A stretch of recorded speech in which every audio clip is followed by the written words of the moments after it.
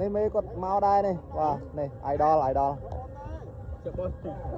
នឹងហើយមកជួយស្រួលផ្លូវហើយណែបងប្អូនមកបុណ្យតខិនឥឡូវស្ទះផ្លូវហើយបាទបងប្អូនយើងមកច្រើនឥឡូវស្ទះផ្លូវសាផ្លូវយើងទូចផ្លូវចូលវត្តទូចដល់ឥឡូវស្ទះហើយបងប្អូនជាស្រ័យផងឥឡូវព្រោះសម្រួលហើយនេះជាការពារភូមិគាត់មកសម្រួលហើយឥឡូវមិនទាន់នេះទេ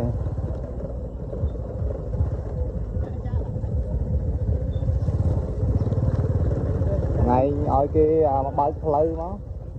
បើកផ្លូវចូលតាមសាលារៀនណាបើកផ្លូវចូលតាមសាលារៀនមិនចូលរួច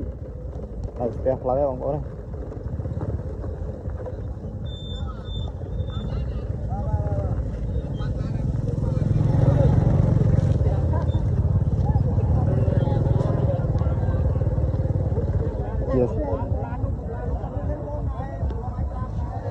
តាមមានផ្លូវពីរចូលតាមសាលារៀនណាចេញតាមសាលារៀនចូលតាមខ្លងធ្វើមុខតែឥឡូវនេះស្ទះពេញផ្លូវហើយបងប្អូនយើងគាត់ហ៊ានបើកឯបខ្នល់ទេដោយសារផ្លូវយើងវាទូចដល់យើងឯបខ្នល់ពេកគឺអាចធ្លាក់បាទអញ្ចឹងមើលបងប្អូនយើងជួយសម្រួលចរាចរណ៍ឲ្យផងនេះបន្តខណ្ឌទានវត្តព្រៃតឹងបាទវត្តព្រៃតឹងយើងបាទស្ទះចរាចរណ៍ខ្លាំងណាស់ពុតបោះសត្វមកច្រើនហើយមេហនមកហើយមេហននេះមេហនមកแล้วតាគាត់មេមកแล้วតាដោយជាការពារមកជួយសម្រួលផងស្ទះហើយជាស្រ័យផងបងប្អូនដែលមក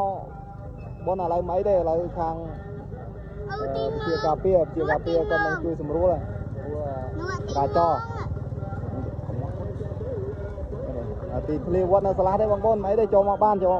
ដែលខាងមុខរឿងផ្លូវរឿងទូចតិចចឹងគាត់ជាស្រ័យផងអត់អីទេ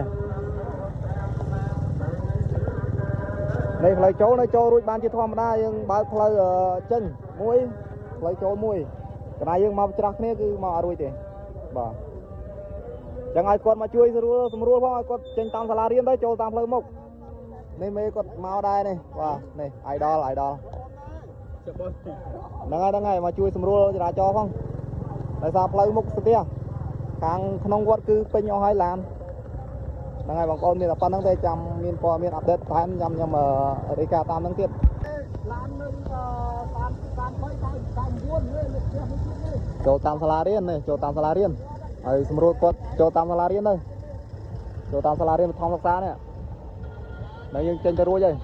បើយើងចូលតាមផ្លូវមុខចូលអត់រួចទេផ្លូវនេះស្ទះហើយផ្លូវធំមកពីត្បូងស្ទះហើយស្ទះណែនណាបងអញ្ចឹងជាស្រ័យផងបាទសម្រួលតាមហ្នឹងឲ្យ